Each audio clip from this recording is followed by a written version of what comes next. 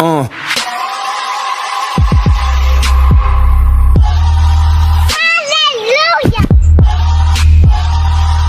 Yeah.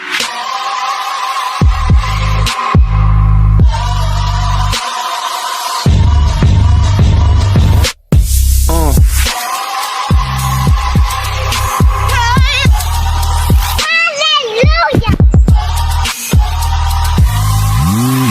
Yeah.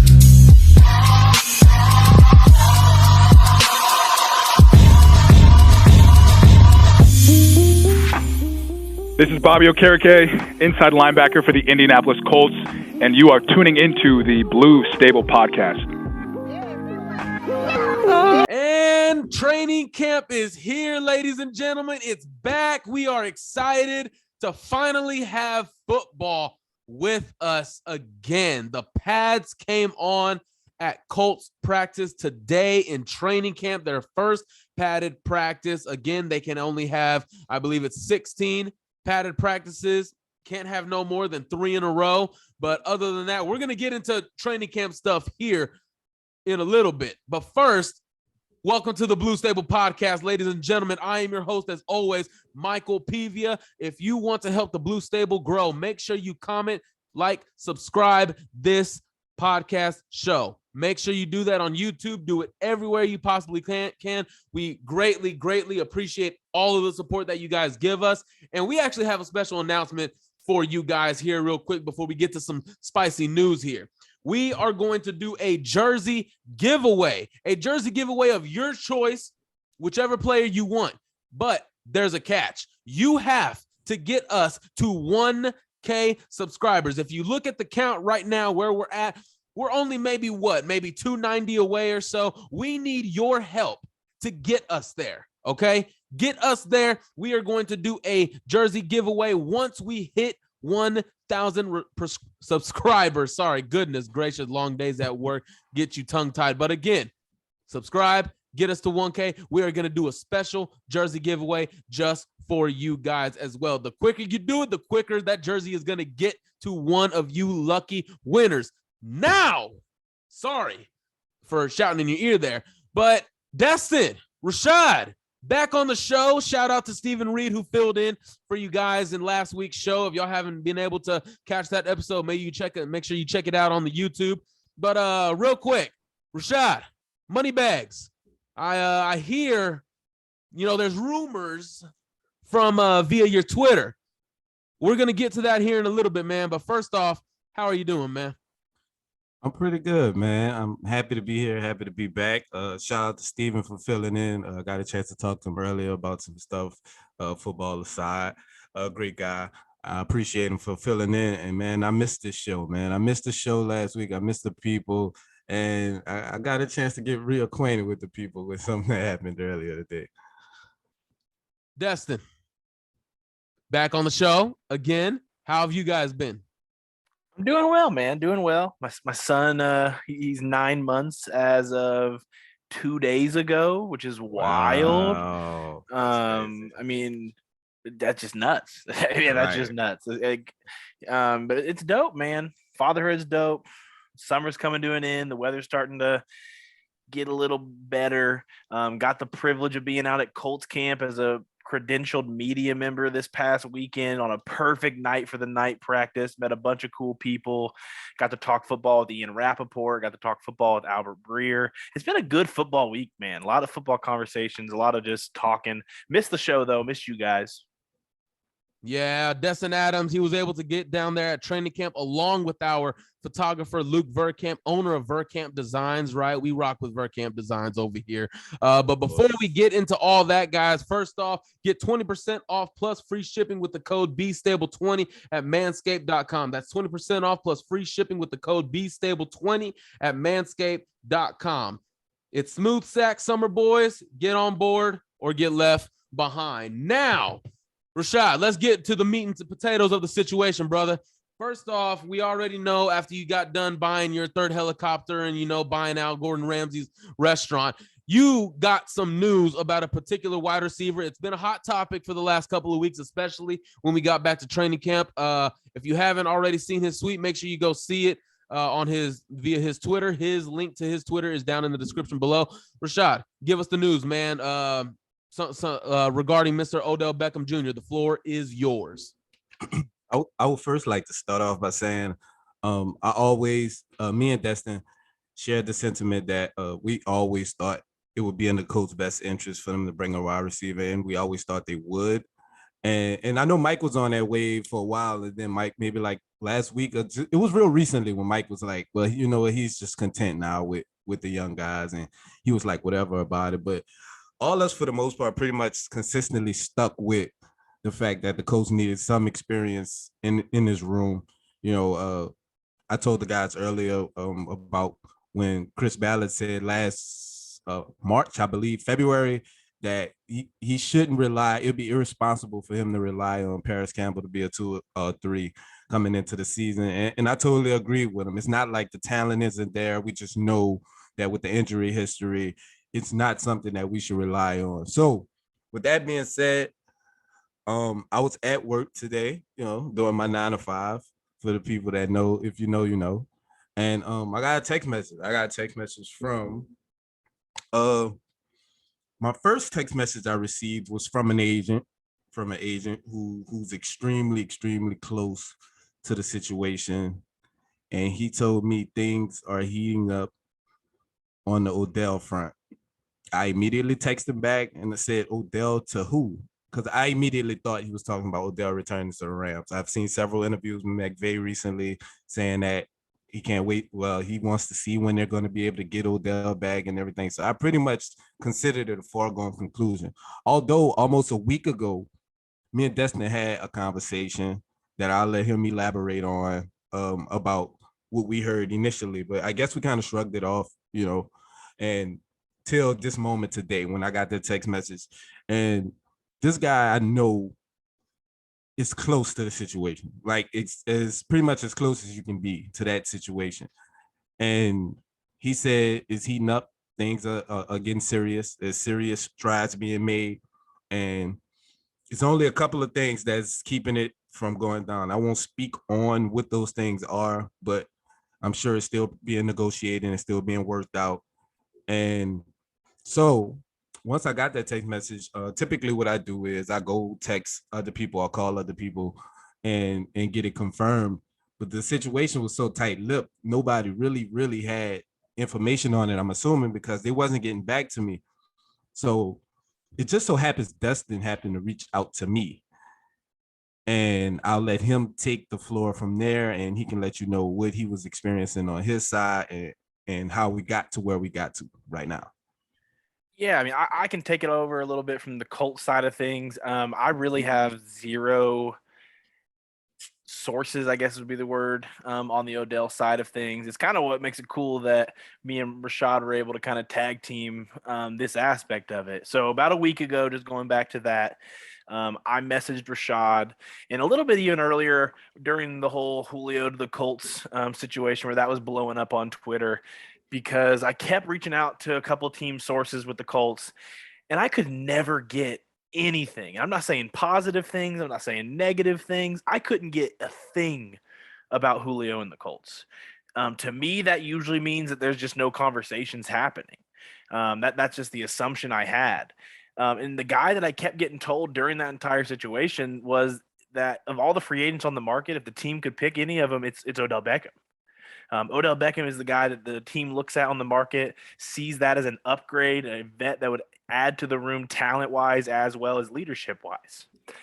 Now, the reason that just not came out from when we've heard it is because even though the team wanted him and that's who the team wants and all these things, it just everything in us kept saying, well, he's going to end up back with the Rams, so it doesn't matter. So why put that out there just to get people's hopes up, right?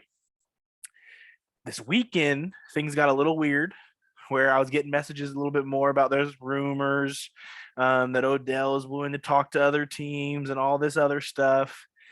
And then Rashad decides, to break Twitter today and share that information. So what do? The moment I see Rashad's tweet, I call my team source. And he gets back with me pretty immediately, calling me back. and was just sharing a sentiment that it feels as real as it's been. That he was going to talk to some other people inside the team and get back to me, but they feel like they have a chance, and that was the first time he ever said that to me. We get off the phone. I get back on the phone with Rashad. Not even 10 minutes after me and Rashad get off the phone this time, I get the call back, and he's saying that there's real interest on both sides, mutual interest. I don't know if we tweeted that out earlier technically, but here it is. I mean, the Colts and Odell Beckham have mutual interest. Are there a couple hurdles that are going to have to get done for that to be the deal and be done? Yes. But we can for sure report from multiple sources confirming it now across the league and with the Colts directly that there is mutual interest between Odell Beckham and the Indianapolis Colts. Okay. That sounds newsy enough for me, everybody. Do you want to see Odell Beckham Jr. in the Indianapolis Colts jersey? Let us know in the comment section below. And, man, I will say when it comes to all that, I mean, I kind of still am for the young guys, only because, I mean, you had all this time to bring in a wide receiver. I mean, at this point, you got the camp already. Just give the reps to the young guys. Hell, you drafted them. Put them out there. Let them to play.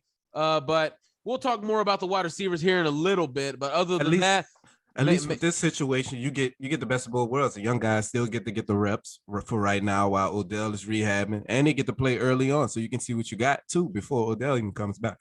And the Colts schedule is kind of set up to where if we had to miss guys early on, it's not the end of the world. I mean, that's what I keep saying every time someone's reached out about like Darius Leonard or things like that. I don't think this is going to affect him missing games currently from what I've heard.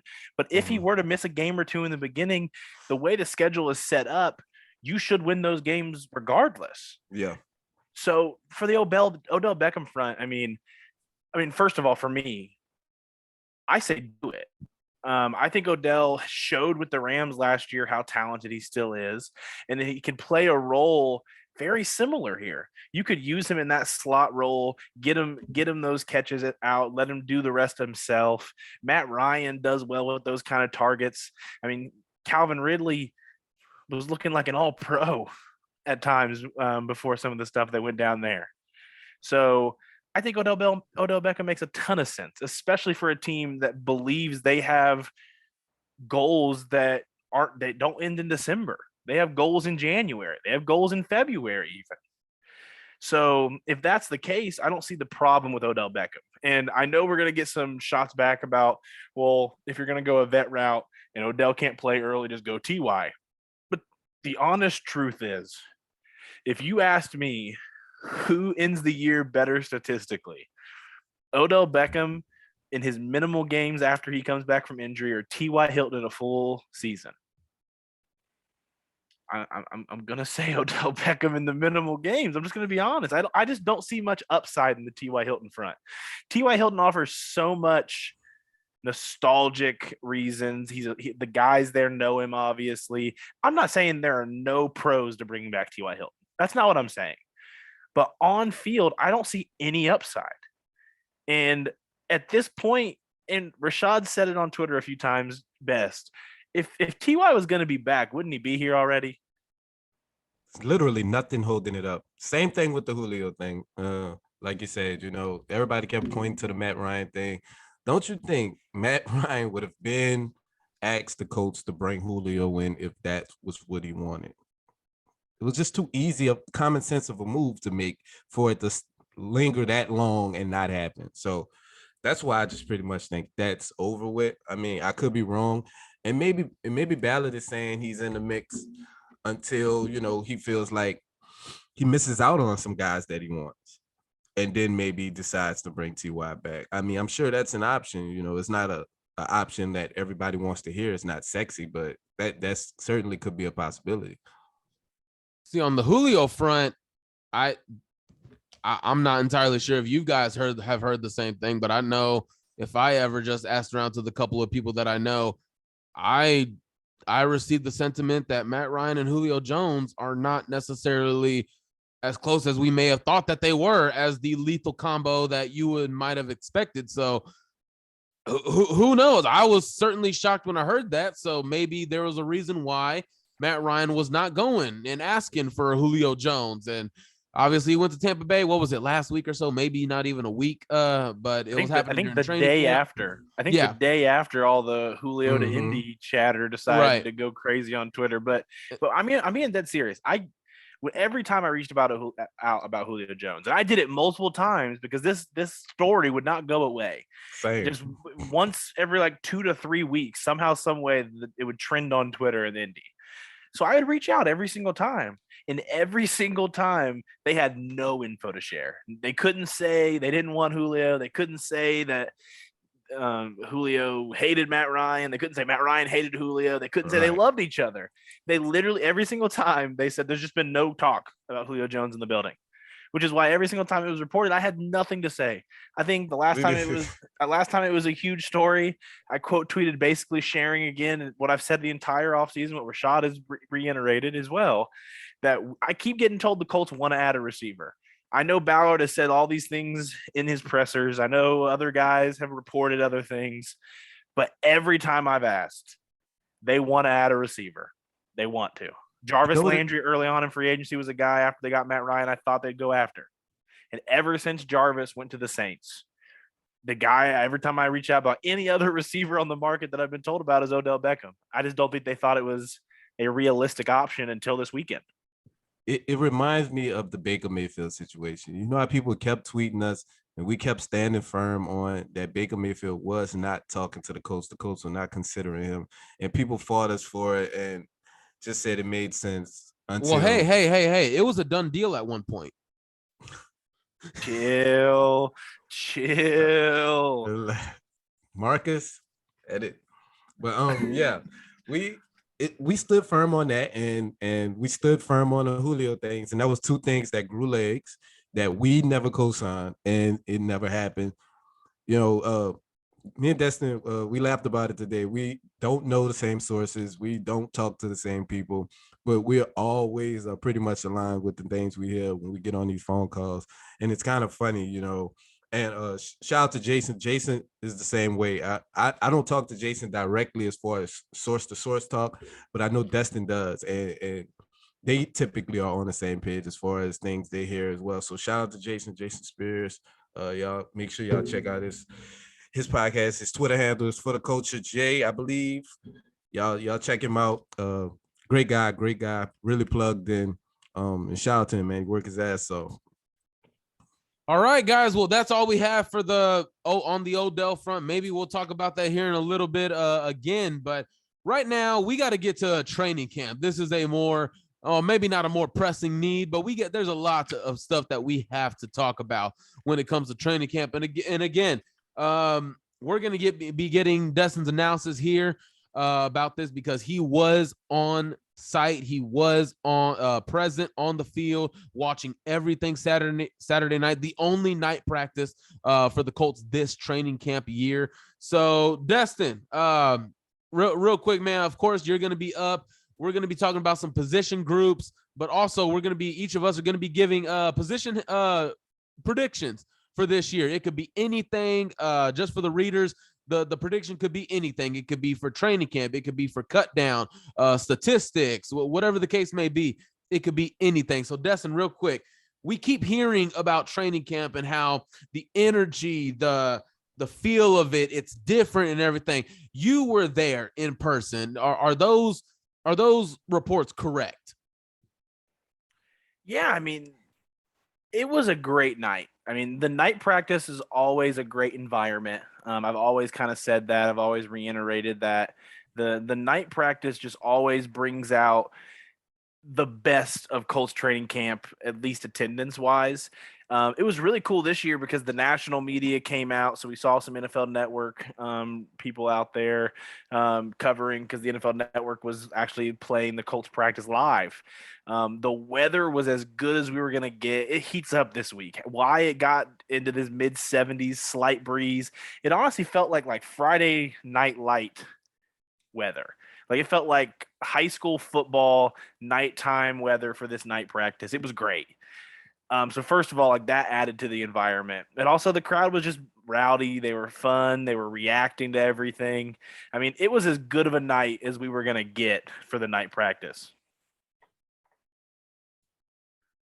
Another thing that has been asked lately is about Matt Ryan and his leadership, his tendency to get the team going. It's a much faster practice in terms of just your preparation, what you have to do to get ready for practice, when you're practicing, post-practice, whatever the case may be. And these reports that are coming out, Matt Ryan, his leadership, even Nick Foles, his leadership and what he's given to the second team on scout, the second team, the offensive line, the wide receivers, how he's testing the corners as well. From what you saw on Saturday, again, how would you say this will help the Colts coming into this season, especially with this new leadership, not only in your starter, but a second string who has been a Super Bowl MVP? Yeah, so I'll talk about the Foles aspect of it first, just because it's a little shorter. I think the big thing with the Foles addition is just having a reliable leader and player in the second unit. I mean, last year at this time, we were watching Carson Wentz until he got hurt at the first team. And then we were watching Sam Ellinger / Jacob Eason with the second team. And then when he got hurt, that was just all we were seeing in practice. So it's just a very different vibe. I mean, there is not as much sloppiness on offense. And I heard today was a little bit of a rough practice. I heard they had to run some suicides today. But on Saturday out there, I mean, Foles just shows that he is as advertised. I think he is going to be a great backup. I think he's going to be able to be a backup for multiple years if he wants to stretch this out even. I think he's smart. I think he knows the playbook already well because of playing with Frank before. And I think he just has the talent necessary to be that backup to a Matt Ryan type right now. But then going to Matt Ryan, I mean, Matt Ryan reminds me of the fieriness that like Peyton Manning had as a leader. When we're switching personnels with the ones and Matt Ryan is on these guys to get to the line of scrimmage, you hear him screaming, you hear him cursing. I mean, this isn't Phillip Rivers screaming. No, this reminds me of the Peyton years of him just being on guys and making sure they get to where they got to go. It's just a very different vibe than last year. It really is. I mean, I know the griping on Carson Wentz gets old for a lot of people, but you can just tell by the move they decided to make to get Matt Ryan and just seeing it already. And all these guys are talking so highly of him. And I understand that it's their teammate, but these guys are going out of their way to share how intense of a leader Matt Ryan has been. I really think Matt Ryan is just a 180 leadership wise to what the Colts had at the position this past year. And I think that's the perfect quarterback. And all along, we've been saying that he could be the perfect quarterback for them, especially during this trade season and all the quarterback dominoes fell, the Trubiskys, Wilsons, and all that stuff. Matt Ryan is the kind of quarterback that I think the Colts need after those mental lapses they had. And again, we tend to blame one guy. That guy is not here, but that was one of like 15 to 20 guys that were screwing up in those last two games of the year. So to get a vet like Matt Ryan, who's not here to play games anymore, he wants a championship. It's business time. There is no playing around. There is no let's walk up to the line or anything. Get fucking set. That's what it needs to be. That's what the mindset needs to be. And I love it, man. I love it. I love that type of mentality being put into this offensive line who's been together for a while, it's getting put into Michael Pittman, Alec Pierce. I mean, to go from Desmond Ridder to Matt Ryan, that is a huge difference that I actually love for the quarterback or for the wide receiver aspect and for growing these young guys. Rashad, I want to get your opinion on this, man. You've been hearing the same stuff that we all have. How much of an impact do you think Matt Ryan is going to have, not just on the wide receivers, because obviously those two go hand in hand, but for as the whole team in general, and see how they just follow him, his intensity, and his approach to the game? Yeah, I mean, the first thing people say is Matt Ryan is a better quarterback than what we had last year, which is true.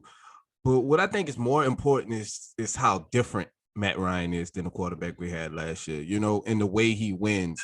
He thinks out the game. I got a shameless plug. I have a State of the Colts address coming, article coming. It's completed. It should be out sometime this week. And that's what I dove into in the quarterback section. I was discussing, just how talented Matt Ryan is, with his accuracy, the way he thinks out the game. But I think his most impressive attribute is his processing. The way he's able to get the ball out of his hands quickly. It's a 3-step drop. Once he hits that back foot, the ball is coming out, and you see the same thing with Nick Foles. I actually saw side by side of both of them at training camp going through progressions, and it looked so similar. It was scary. And the thing I think that I see nobody talking about is we know how Frank felt about Carson. It was almost like his real son, like his not birth son, but whatever you want to call it. And nobody talks about how much Frank trusts Matt Ryan to give him the keys, to let him run training camp, to let him play at his tempo. And Matt Ryan is pushing those guys almost at a game pace. I love the fact that they switched the practices to noon for the most part, aside from the Saturday practice. They moved it almost to game time. They're moving at game speed with this tempo. And I think that's more important to getting off to a great start in the beginning of the season. You kind of want to get your body accustomed to playing at a certain time. And it seems like those are different little nuances that Matt Ryan is adding to this team. That's not necessarily something you'll see in the box score. I think that's where Matt will be more effective. He's going to complete a higher percentage passes. And yeah, maybe it's more 4-5 yard dump offs, but after seeing what we seen last year, you'll never find a fan base that's more appreciative of check downs and 5-yard out routes and little slants and drags more than us, because we just didn't get those last year. And that was what Phillip was great at. And that's why we see so many parallels and similarities between Phillip Rivers and Matt Ryan. I just think Matt Ryan has a higher ceiling than Phillip has, because his arm is still a bit more livelier than Phillip's was when he was here. I'm actually glad that. So is Lucas Oil gonna just like erupt when Matt Ryan throws his first check down week 3 against the Chiefs? Oh, wow, everybody week should. 3? Everybody should. I mean, that's the first. That's the first home game. That is the first home game. Yeah, you're right. That's like, crazy. Just imagine though, like Matt Ryan drops back and it hits Hines underneath after the pocket collapses. It could be just for like a 3-yard gain. But Lucas Oil is going to lose their mind like they just won the Super Bowl. We need to get hashtag check down trending that day. That's what we need to do. You're right. That's actually a good idea. See, I love that the aspect that you brought up, Rashad, because that's one thing that we haven't truly discussed on the show yet, is the adjustment to training camp this year. Obviously, they took the 2 days and then took a day off before they went to the Saturday night practice. And obviously, they do their studies and everything about, sports science and injury prevention and all that stuff. But changing the times to noon when it's getting a little bit more hotter than it would be at 9 o'clock, 10 o'clock, that's smart, because if you look at their first 3 out of the first 4 games, you're going to be on the road in the heat. Now, week 1 against Houston, I would assume the Texans would open up the roof, create a competitive advantage at some point, because they're practicing in the Texas heat. Indianapolis isn't. So create a competitive advantage, open the roof. I would expect that. And then you go on the road to Jacksonville, humid as hell. And then you go to Tennessee. I just love that aspect of what the Colts did to adjust this training camp. And I love it. Good preparation on their part. Now with the wide receivers, Destin, talk to us again. For the wide receivers, we know Michael Pittman is Big Daddy. We know that, okay? We know he's going to be great. We know he's going to the All-Pro. We get that already, okay? But let's talk about the other guys, okay? Paris Campbell, first off, how is he looking? Yeah, I mean, just to start with Pittman a little bit, I mean, like you said, I mean, Pittman is Pittman. He's already been out there. He mossed Gilmore 1.5 times. One time he went up and over Gilmore and took the ball. The other, Gilmore was kind of like on his side and it was being called a moss, but I don't know if I'd call it a moss. But Pittman's doing his thing out there. But the big thing is, for the big names, training camp isn't as important. Those guys aren't running at 110%. Those guys aren't going all out trying to prove anything. Pittman knows what role he's going to have. Going to Paris, I mean, Paris looks really impressive. I know this is a training camp staple, that Paris looks impressive. So everyone's going to be blowing up the comments, like, let us see him do it during the regular season. But when he's impressive in training camp, and I'm at training camp to watch training camp, I'm going to share insight on what I see. And Paris Campbell looks impressive, man. He is making separation at an elite rate. There were a couple reps where he just embarrassed guys on cutbacks and the slant routes. And I don't know what it is, man, but you just see this like connection between Matt Ryan and Paris in training camp that is just super crazy to watch. Like, you just can't take your eyes off it.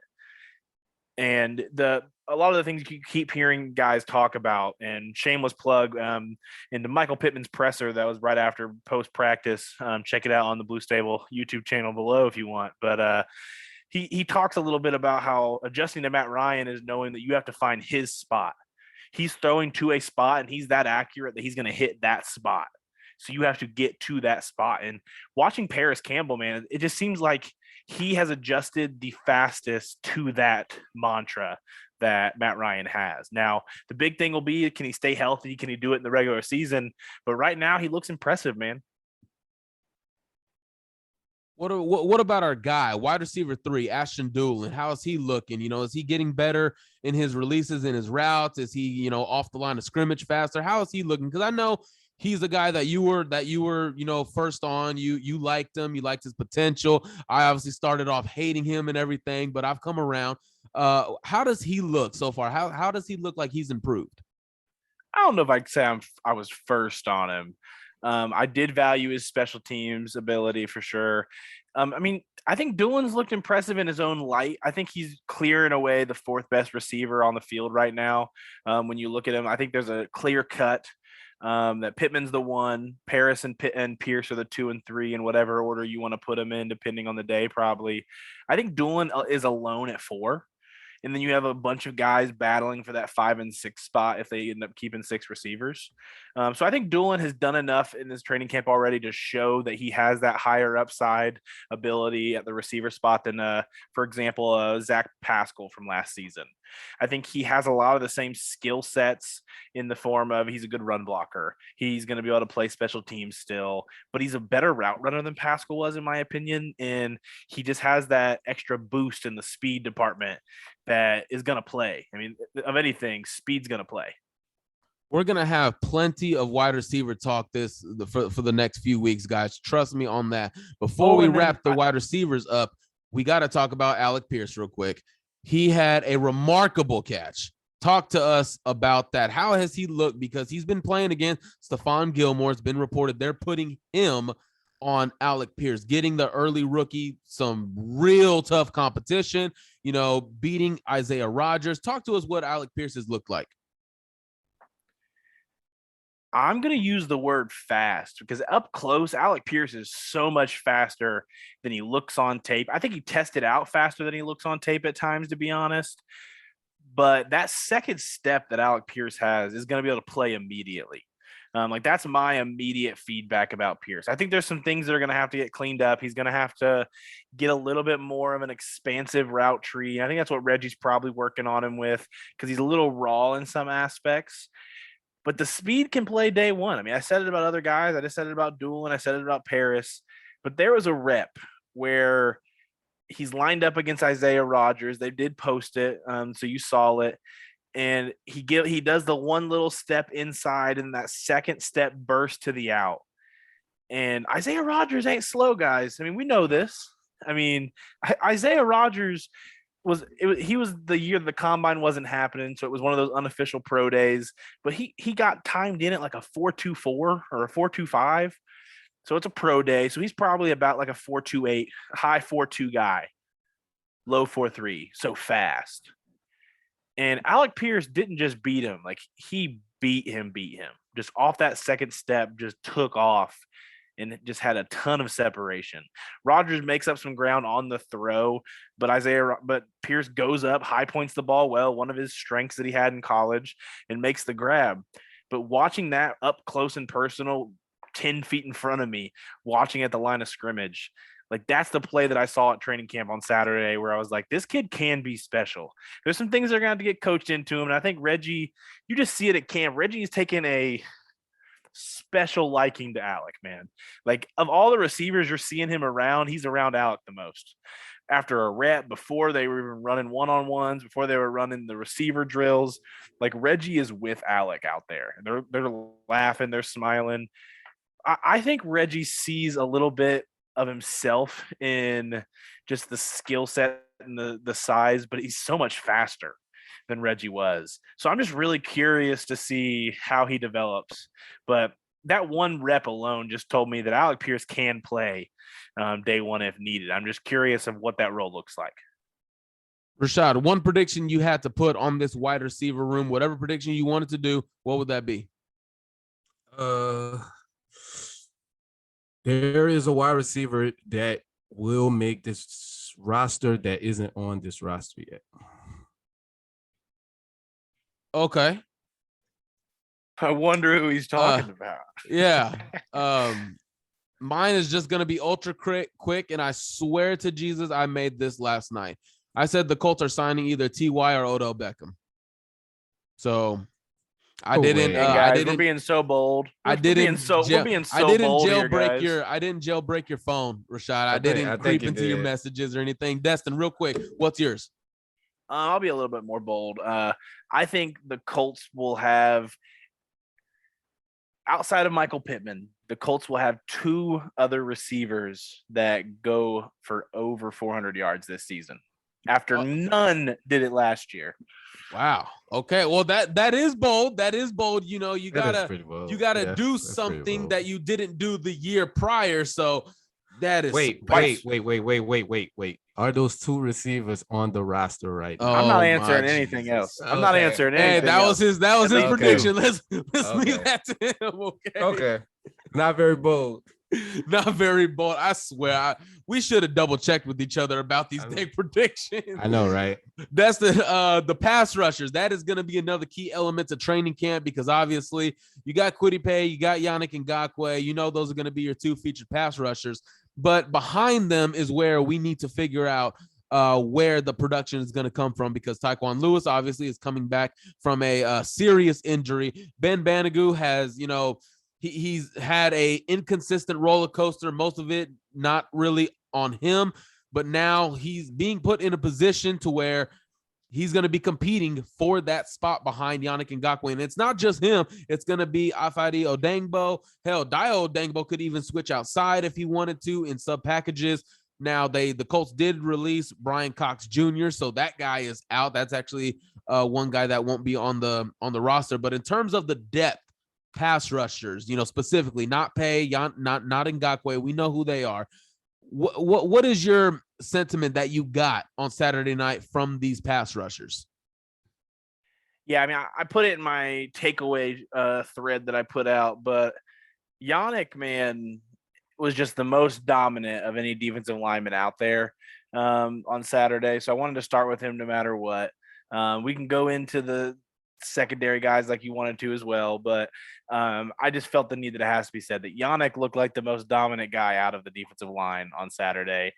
I've said it once, and it needed to be said again because he was that good. Looking into the second string of it, it looks like Ben Banigou and Tyquan Lewis are going to be those two guys. I think the goal of it would be that Banigou is going to be the reserve for Yannick, and Tyquan Lewis is going to be behind Kwity Paye. That's probably the route they're going to go with it. Dio, for the most part, looks like he's going to stay inside early on. I'm assuming if Buckner needs to get a breather, or if maybe they want to go the route on obvious pass downs where Grover gets taken off the field and they run Buckner and Dio maybe. They have some flexibility and options to run with it. But, I mean, currently it doesn't look like too many surprises are going to happen so far through training camp. I mean, pads just got put on today. A lot of things are going to change. But as of right now, I'd say that Tyquan Lewis and Ben Banigou have earned those backup spots in camp. I mean, Ben Banigou had a few reps where he bested the rookie Ryman a couple of times, a few spin moves, nice play inside. Ben has looked good in camp, but again, like Paris, training camp is is another staple is that Ben Banigou impresses in training camp. It's all about when they get into the game, if they're able to do it. But I mean, Ben has looked impressive so far. I also have to just shout out whoever it was in the national media today that threw out the hypothetical trade of trading Ben Banigou to Chicago for Trevin Jenkins, because that was the funniest stuff I saw all day. Wow. Yeah, I don't know who got that idea from, but no, that's not going to happen. You gotta give him credit. Not most people know that Coach Flus wasn't a Ben fan, and that Ben's not a Flus fan. Hey, I mean, water under the bridge, you know. But I gotta say, Rashad, don't you think it's weird when it comes to Ben and Paris? Oh, it's training camp. You gotta let loose a little bit. But so and so did not lose a rep at all. Oh, he is starting week 7, week 4, week. Whoa. But I literally just said that Ben had impressive reps against Ryman in camp. But I mean, so for those of you that aren't listening in our group text, for those of you that aren't in our group text, obviously, so anyone else, I have mentioned that I think Ryman's looked impressive in camp. We weren't going to talk about offensive linemen, but Mike had to bring it up a little bit. But yeah, I think the thing with Ben and Paris and why it has to be said is just because it's going to be said in the comments on this video if you just highlight Ben, highlight Paris. And it is a every year staple. They're still impressing this year in the new defense, and they look like guys that can produce for this team. But they've shown that before. So you fooled me once or twice. Shame on me, and I'm willing to be shame on me again because I'm saying it again. They both look impressive so far. So real quick, since we brought it up, we can spend like three minutes on this. Ryman specifically, how has he looked since we brought it up? The fans are probably wondering. No, keep going. How has he looked? Because you said he looks impressive. You saw many reps that he didn't lose. That is a good sign for a rookie, a third-round rookie who is still relatively new to the position.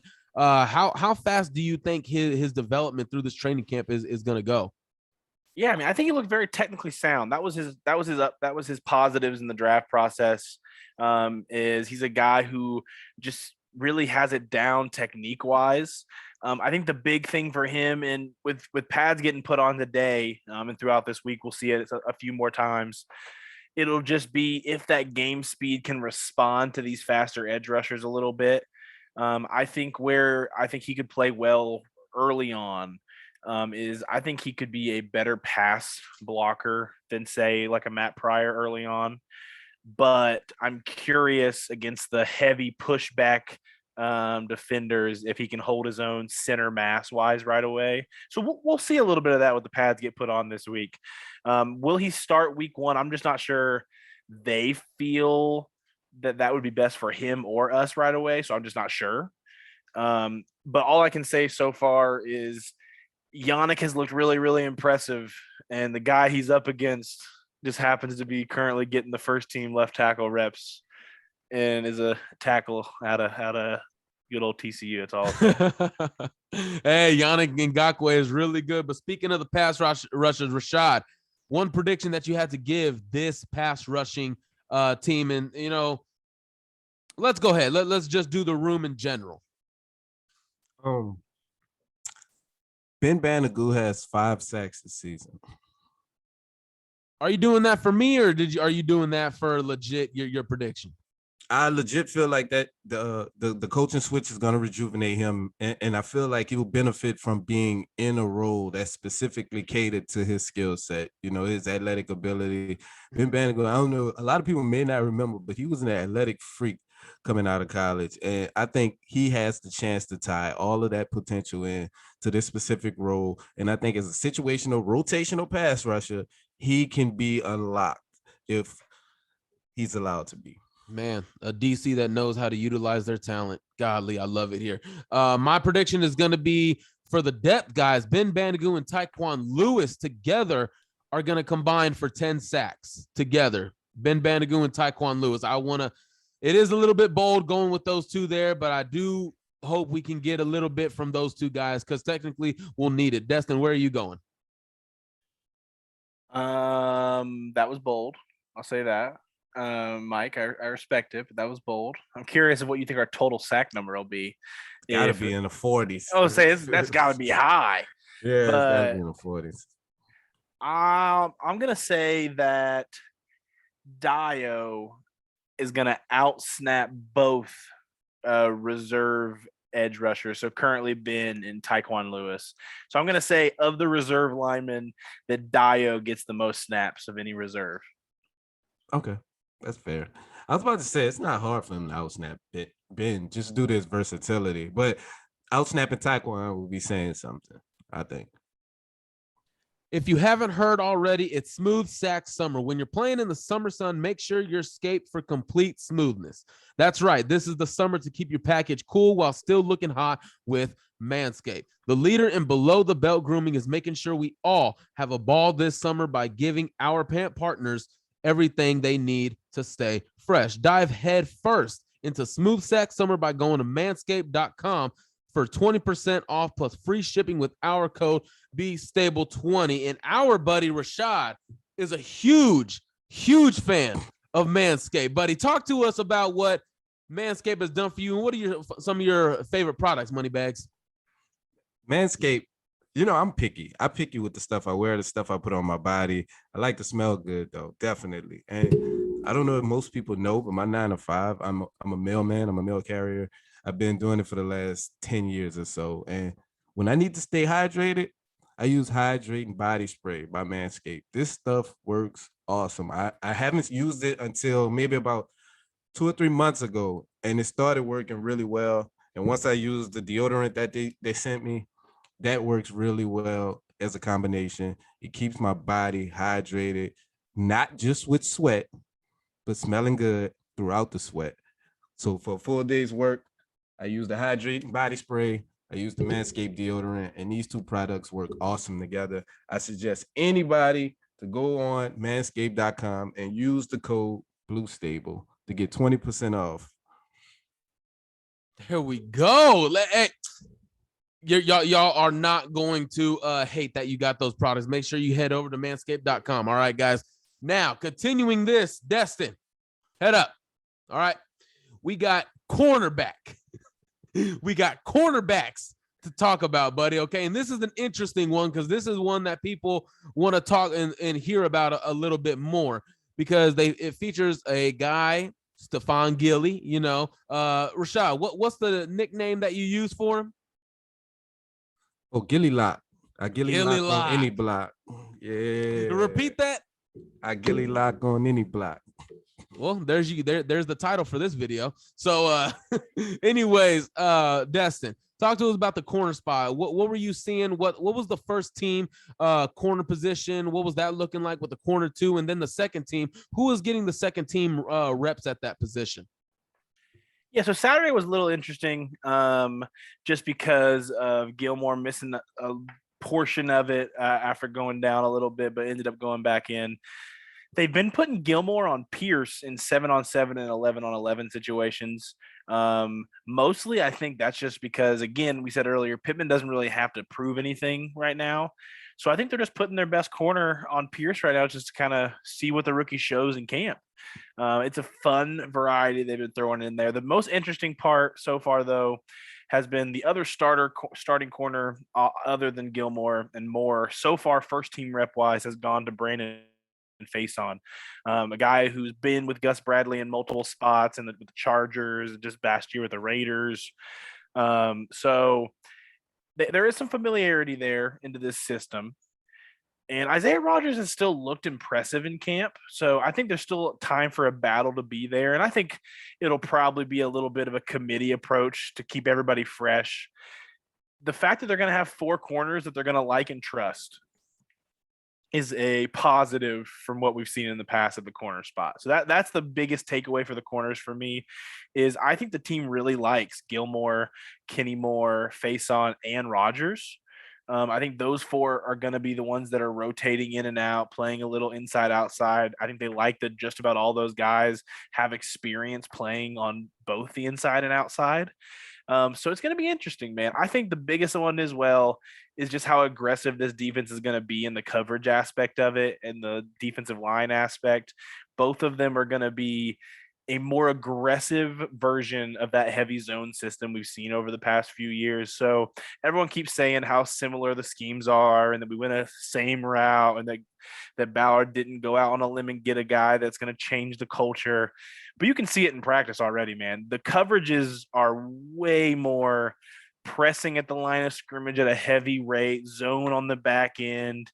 So just adding that press element of it changes a lot, because the press even worked a little bit last year in Flus's scheme. The problem is he would just go away from it too often. So you would see what would work, and he would just go back to the heavy zone, all out zone and off the line of scrimmage. And I don't want to see my corners 15 yards off the line of scrimmage from the jump ever again. Ever again. Guys, I absolutely love what I'm hearing. I mean, I'm hearing football on the defensive side. I'm hearing that again. Like, whoo, man, that feels good. But Des, second team, your corners 5 and 6 obviously need to play a huge special teams role. Right now, 5 and 6, who would you go? Man, that's like impossible right now. I think they're really trying to, because a lot of these DBs, they're rolling in at safety and corner right now just to kind of see who they're going to go where. I don't know if I could give you a guess at 5 and 6 at this point right now, man. It's just so hard of who's going to play safe. Like, is Rodney Thomas going to be a safety or a corner? They have him playing both in camp. He's listed as a DB on the site. Well, and I think that's what they're treating a lot of these guys at, though. Dabo, the corner for the exchange program in Germany, he's been playing mostly safety. They've had him line up in the corner spot a few times. It's an interesting situation at corner. I mentioned those 4 up top because those are going to be the 4 that I think are playing the heavy minutes. And if the others behind them have to play much, something has gone wrong, probably, to be honest with you, this year at least. I think it's going to come down to the versatility of it. I think they're going to want the reserve DBs to be guys that can play both. I think that's what they're showing us. They want these 5 and 6 corners to be able to slide into safety if they need to, especially in these 3 safety sets that we're going to see. So having guys that can rotate in between safety, between corner, between nickel corner, outside corner, I think versatility is going to decide those extra spots. I really do. I don't know why hearing that made me think of Darius Butler and TJ Green. I don't know why when you said why the heck are we talking about TJ Green? I have no idea. They shouldn't be in the same. That's not the same. Yeah, Darius. When he was discussing corners going to safety, right. I Darius just immediately Butler is a thought friend of the show, Mike. Okay? I know for a fact that he's listened before and he's came on before. He is a friend of the Blue Stable, and you just put that man in the same category as TJ Green. I'm sorry, Darius, if you're watching this one by chance. I apologize, man. I don't know what Mike's talking about right now. Right. Anyways, but Rashad, real quick before we move on to the tight ends, when it comes to the corners, obviously we know where Kenny is going to be, but for Stephon and namely Brandon Faison, because right now that's what Destin said, looks like is getting most of the snaps on the first team. When it comes to that duo, that tandem on the outside, excluding Kenny on the outside, that type of tandem against the wide receivers you're going to play this year, how do you think those guys hold up? And with Faison, he's been with Bradley for a while now. He knows the system. He knows the scheme. That should help him, obviously. But how do you feel this tandem will do this season in this defense? Well, I like that tandem. First of all, we could pretty much exclude Stephon Gilmore from this conversation. We all know what Stephon Gilmore can do. I watched a couple of games from him last season. He still is as technically sound and as fundamentally great as he's always been. It's hard for me to see that he's lost a step. I don't think he's lost a step at all. He played just as well as he has been playing. So I'll speak more about Brandon Faison. This is a guy that Gus Bradley trusts.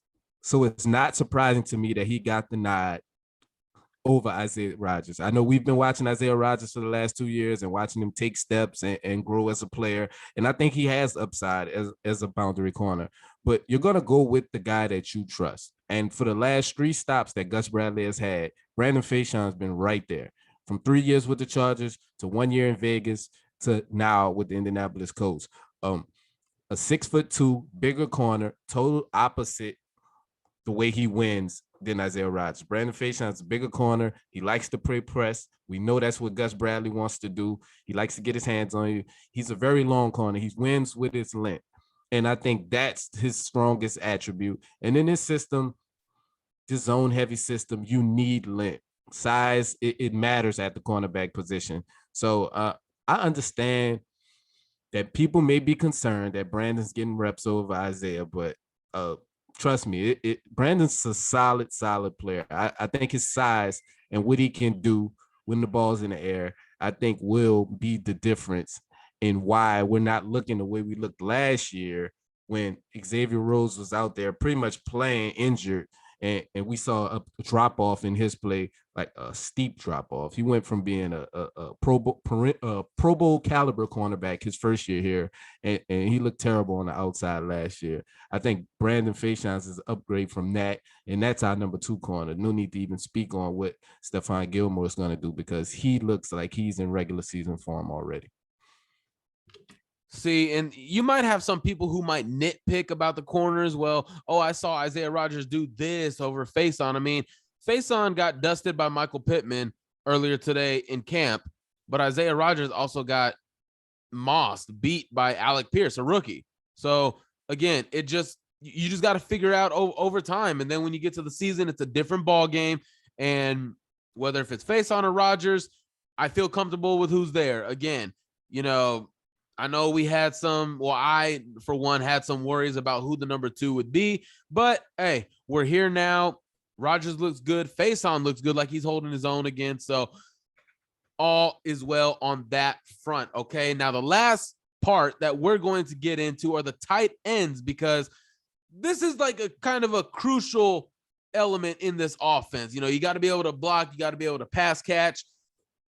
We're kind of limited in the pass catching element here, but Destin, let me get with you on this one. All right, man. Cause you know how I feel about tight end in this scheme. You know that I love it. I think it's one of the most important positions in this scheme, a top 3 or maybe a top 4 in this scheme.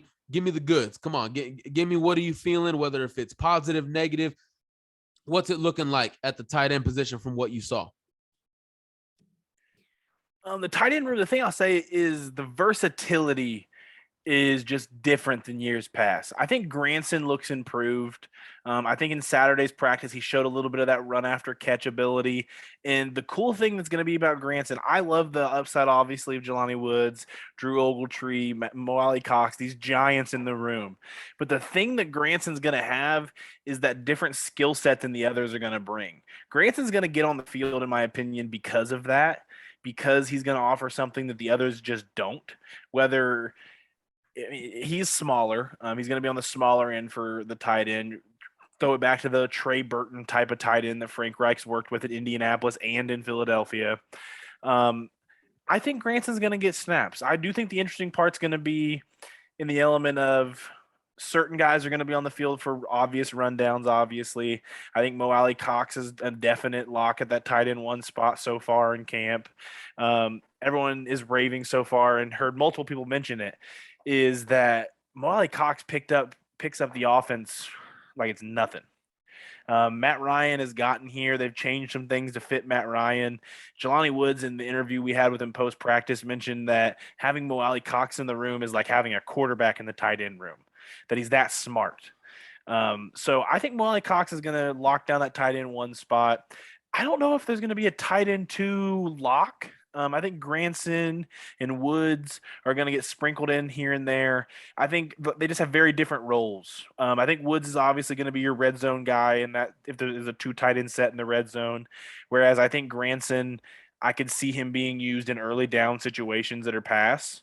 For the first and second down throws, run after catch ability, just a very different element that he adds to this offense that we know for a fact that Frank Reich's liked to use in the past. Rashad, when it comes to the tight ends, and obviously we know with Mo Alley Cox, he's going to be the tight end 1, but for tight end 2, whether if it's Ogletree, whether if it's Woods, whether if it's Granson, what are you looking, what would you think is more important in that tight end 2? Which trait, whether if it's whether if it's pass catching, whether if it's blocking. If you're looking at that tight end too, which trait do you think is more important for that second guy to have to be able to be that tight end too, who's obviously going to get the second most snaps and get a lot of two tight end looks? All right. If I was thinking it out as far as how would I replace it as far as last year goes, I would slide Mo Alley Cox into the Jack Doyle role, and I would probably go with Colin Granson just because he gives me something different out there. You know, he gives me a guy that has size as far as being bigger than a wide receiver, but he also gives me the route running that Mo Alley Cox just can't give me, the yak opportunities that Mo Alley Cox just doesn't give me. He has a built-in role in his offense already. See Trey Burton from a couple of years ago. You know, Frank loves those type of tight ends. It's kind of the move tight end, you know, a guy that's going to do all the short and intermediate stuff that Jack did, but with more explosiveness. Now, the disadvantage to that is when you're in two tight end sets and one of those tight ends is Granson, you're kind of tipping your hand that you're most likely going to throw the ball in that situation. So if you're looking for a way to disguise some of what you're trying to do, then you put a bigger guy in there. You put a Jelani Woods in there that's going to be a more effective blocker. And when they see two tight ends, they automatically think, you know, it's more of a run personnel, but you can still make big plays because Jelani gives you that opportunity to. But if I had to pick one, I would go with Granson. Just being a year into the system, he kind of has it figured out a little bit more than those other two guys. But those other two guys have just as much, if not more, upside than Granson has. Mo Alley Cox, is he an improved pass catcher? Destin. Is he an improved pass? I mean, he's looked pretty good in camp. I didn't see a drop from Mo Alley Cox on Saturday, in my opinion. Really? I didn't see a drop from Mo Alley Cox on Saturday. I mean, the rep where I know for a fact the ball was thrown his way and a catch wasn't made was on him and Gilmore's collision where he ended up in the injury tent afterwards. There wasn't a catch on that line. It was a pass to the sideline type, and they just kind of collided as they were going for the ball there. Probably what should have been a throw Matt Ryan made, to be honest. But so, I mean, I don't know. It's training camp so far. I mean, I don't know if we can fully digest that. I think Mo Alley Cox got paid, wants to be the leader in this room for what all the young guys have said, what we're hearing from everybody. I think Mo Alley Cox is enjoying the role that he's going to have this year. And I think the quarterback play is going to match Mo Alley Cox's skill set better than last year. So I think Mo Alley Cox, because of those things, is a better player in 2022 than he was in 2021. Interesting. Guys, we're going to have much more training camp coverage out on YouTube for you guys. Again, Destin and Luke will be out at Grand Park again. Is it this Sunday, correct? Yep, this Sunday for the noon practice, we'll be back out there at Grand Park. All right, guys. So if y'all see this dude, make sure you give him a little pinch on the cheeks there and tell him he's doing a good job. Shout out Luke. He's our photographer. He's going to be out there doing great work for us. We're going to be featuring some of his photos that he's taken in the newsletter as well. If you want to see them and you're only going to be able to see them one place, make sure you check out that newsletter. You have to subscribe to it, get it every Sunday. And obviously the Sunday might be changing here pretty soon, but as of right now, get it on Sunday. Check out that gallery that we're going to have exclusive for you guys on the Blue Stable newsletter. Other than that, any closing remarks, guys, going into the week? We'll be back here next week. Any other closing remarks? Nah, man, just stay tuned, man. Like I said, I got a State of the Colts address article coming this week. Y'all make sure y'all check that out. The offensive edition to drop first. Then the defensive edition will drop shortly after. Y'all stay tuned. And other than that, man, I'll keep you guys updated on the Odell situation. I'm sure Destin will do the same. Hopefully, fingers crossed, everything goes good. He shows up. We'll see what happens on Odell Watch. I'm pumped to be back at practice on Sunday, like Michael said. Make sure you guys are following me on Twitter, which is over here on the left on the border on YouTube. And if you're listening to a podcast, go watch the YouTube and follow me on Twitter, guys. Gosh. But make sure that's going on. Make sure you subscribe to my tweets if you want to see the live tweets from practice from my handle. Make sure you're subscribed to the Blue Stables post. We're going to have somebody in the stands ready to provide content from the stands as well. Super pumped for the content to come from there. And make sure you guys are following Luke Verkamp on Twitter for all the amazing pictures that he's bringing out of training camp. I'm just super pumped for the extra content that you guys are going to get for these few training camp practices we're going to be out there for. And remember, guys, if you haven't already checked out the media availability for Bobby Okereke, Frank Reich, Isaiah Rodgers, Jelani Woods, Michael Pittman, go to our YouTube right now. And those videos, those are up already. It's in a playlist. You could just watch one right after another. Make sure you watch them already. And again, make sure our jersey giveaway has not started yet because we are not at 1,000 subscribers yet. We need your help to get us there. Get us to 1K, and we are going to start a jersey giveaway for you guys. So again, he is Destin Adams. He is Rashad McGinnis. I am Michael Pivio. We are the Blue Stable. We'll see you next week.